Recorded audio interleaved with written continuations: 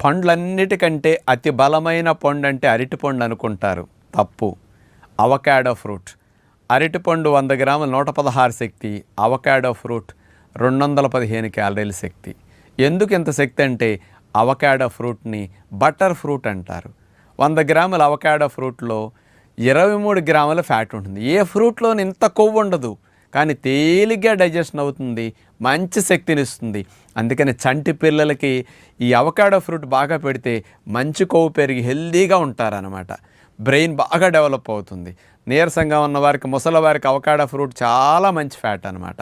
అట్లాగే విత్తనాలు, పప్పులు అరగని వారికి మంచి కొవ్వు కావాలన్నా, బరువు పెరగాలన్నా అవకాడో ఫ్రూట్ను బాగా తింటే హెల్దీ ఫ్యాట్ లోపలికి వెళుతుందన్నమాట. అందుకని ఫ్రూట్స్లో అతి బలమైన బటర్ ఫ్రూట్ అయిన అవకాడోని మంచి కొవ్వు కోసం అందరూ తింటే మంచిది.